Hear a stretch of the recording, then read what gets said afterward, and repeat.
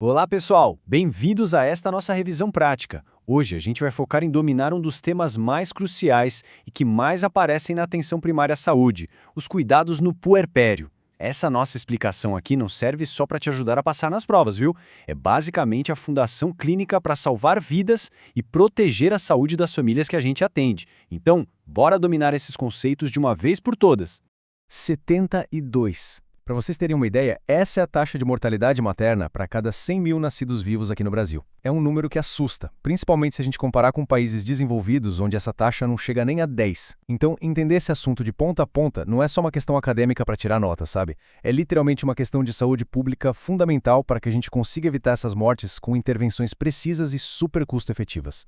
E para organizar o nosso resumo de hoje, a gente dividiu tudo em 5 pilares rapidinhos. A visão biopsicossocial do puerpério, os alertas vermelhos e emergências, os alertas amarelos e amamentação, a escuta e apoio emocional e, por fim, o planejamento familiar no pós-parto. Começando pela parte 1, a visão biopsicossocial do puerpério. É sempre bom lembrar que essa fase vai muito além de uma simples recuperação do corpo, tá? É tudo uma reorganização social e psicológica bem complexa. Para colocar isso no mundo real, vamos dar uma olhada num caso clínico clássico daqueles que despencam em prova. A grande pergunta que vai guiar o nosso raciocínio aqui é: qual o próximo passo com a Lúcia? Para responder isso, a gente precisa entender o que está acontecendo com ela. Vamos desmembrar esse caso. A Lúcia tem 22 anos, está no 8º dia de pós-parto e chega pra gente na consulta com uma dor de cabeça occipital persistente. Além disso, ela está super ansiosa, o bebê chora o tempo todo e ela está lidando com tudo sozinha, já que o parceiro viaja muito a trabalho e a família mora longe. Esse é o clássico quebra-cabeça biopsicossocial. A gente tem um sintoma físico muito claro misturado num contexto de baita vulnerabilidade. Mas antes de avançar e resolver o caso da Lúcia, a gente precisa daquela definição exata de livro mesmo. O puerpério é o período que começa logo no final do 3º estágio do parto e vai até o corpo da mulher voltar ao que era antes da gravidez. A literatura crava isso em mais ou menos 6 semanas, mas muita atenção aqui. Esse período pode se estender bastante se a mulher estiver amamentando continuamente. E na prática, a consulta segue um fluxo bem certinho. Começa com aquela anamnese detalhada, seguida de um exame físico focado nas queixas. A regra número 1, a primeira grande decisão clínica que a gente toma é descartar os alertas vermelhos. Achou algum? Referenciamento imediato para emergência, sem pensar duas vezes. Só depois que a gente descarta o risco à vida é que o foco passa para os alertas amarelos e para o suporte geral. É assim que a gente faz uma abordagem sistemática e segura. O que nos leva à parte 2, alertas vermelhos e emergências. Vamos focar agora naquilo que, infelizmente, mais causa óbitos maternos no Brasil. Essas são as condições de risco extremo na primeira semana pós-parto. E vocês precisam ter isso na ponta da língua. A pré-eclâmpsia, por exemplo, pode dar as caras com uma pressão diastólica maior que 90. A hemorragia se apresenta com aquela perda de sangue profusa, súbita ou que não para. Tem também a tromboembolia venosa, que tem um risco 5 vezes maior no puerpério, e o sinal clássico é a dor unilateral na panturrilha. E a sepse, febre persistente ou dor abdominal. Bateu o olho nisso, é emergência na hora. Então, puxando de volta para nossa paciente Lúcia, a queixa principal dela era aquela dor de cabeça persistente. Lembra do algoritmo? A gente tem que descartar o pior cenário primeiro. Essa dor de cabeça pode ser só exaustão e privação de sono? Lógico que pode. Mas também pode ser um sintoma neurológico de pré-eclâmpsia, que, como a gente sabe, é a principal causa de óbito materno no nosso país. Por isso, o primeiríssimo passo clínico com a Lúcia, e a resposta que vai garantir o seu acerto na prova, é avaliar a pressão arterial. Descartar a pré-eclâmpsia antes de mais nada. Indo para a seção 3, alertas amarelos e amamentação. Descartadas as emergências vitais, a gente respira e foca na qualidade de vida da mãe e no vínculo com o bebê. Aqui entram aquelas queixas super comuns que atrapalham demais o dia a dia. Dor no períneo, constipação, hemorroidas e aquela fadiga que parece que não acaba nunca. E olha esse dado da literatura aqui impressionante. 1 em cada 4 mulheres apresenta incontinência urinária nos primeiros 6 meses depois do parto. 1 em 4. E 1 em cada 10 tem incontinência fecal. A depressão pós-parto é outro ponto gravíssimo que destrói a adesão da mãe às consultas e o desenvolvimento do bebê. Um profissional de excelência não ignora isso. A gente acolhe, orienta sobre assoalho pélvico e fica sempre de olho na saúde mental.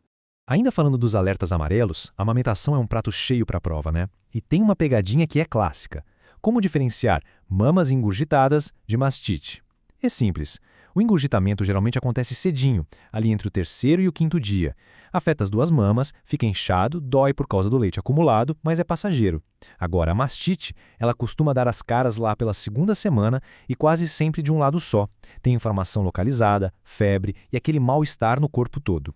Tá, e como a gente resolve esses pepinos da lactação, tipo fissuras e dores? É um passo a passo. Passo 1, e esse é o mais importante de todos: corrigir a pega e a posição do bebê. A pega errada é a raiz de praticamente tudo que dá ruim aqui. Passo 2, ordenha manual. Tirar um pouquinho do leite, alivia a tensão e ajuda o bebê a abocanhar a areola direito. E só lá no passo 3, se a mastite insistir ou rolar uma infecção fúngica, é que a gente entra com o medicamento. Ah, e um detalhe vital: tá com mastite? Não suspende a amamentação de jeito nenhum. Esvaziar a mama faz parte do tratamento. Seção 4. Escuta qualificada e apoio. Aqui a gente entra no coração da medicina de família. Porque, gente, o cuidado nunca pode ser só biomédico. O Ministério da Saúde bate muito nessa tecla. Quando a puérpera senta na nossa frente, só o ato de ouvir de verdade, validar os medos e as angústias dela, já tem um baita valor terapêutico. A gente precisa estimular a autonomia dessa mãe. E se a gente aplicar isso de volta no caso da Lúcia, a gente checou a pressão, certo? Deu normal. Ufa, descobrimos que a dor dela é tensional. O bebezinho chorando o tempo todo não é doença, é muito provavelmente um reflexo de todo esse estresse e da adaptação difícil. Qual é a nossa conduta aqui? Definitivamente não é passar um calmante para ela ou um suplemento milagroso para o bebê. A conduta é ouvir, é ajudar essa mulher a enxergar e formar uma rede de apoio. A gente tem que chamar esse parceiro para a responsabilidade, trazer ele para os cuidados sempre que for possível. O que nos traz a nossa 5ª e última sessão: planejamento familiar no pós-parto. Isso é fundamental porque gestações nos primeiros 12 meses pós-parto são de altíssimo risco, aumentando muito as chances de prematuridade.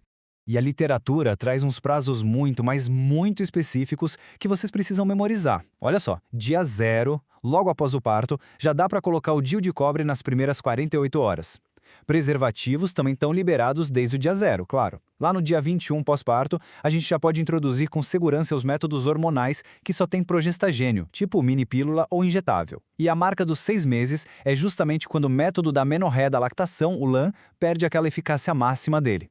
Para gabaritar qualquer questão de planejamento familiar, guardem essas regras de ouro. O LAN só bate essas 98% de eficácia se a amamentação for exclusiva em livre demanda, a mãe não estiver menstruando e o bebê tiver menos de 6 meses. Outra coisa, progestagênio sozinho não seca o leite, fiquem tranquilos. Agora, hormônios combinados, aqueles com estrogênio, proibidíssimos antes de 21 dias pelo risco altíssimo de trombose, que já é naturalmente elevado no puerpério. E um fato curioso, teve relação desprotegida nos primeiros 21 dias pós-parto, não precisa de contracepção de emergência.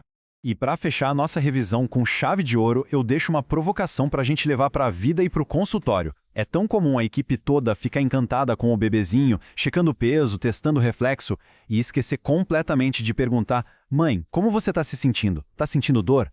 O verdadeiro cuidado no puerpério exige proteger a dupla, a mãe e o bebê. É aplicar essa técnica impecável junto com muita empatia que realmente transforma o nosso atendimento na atenção primária. Muito obrigado por acompanharem até aqui e bons estudos!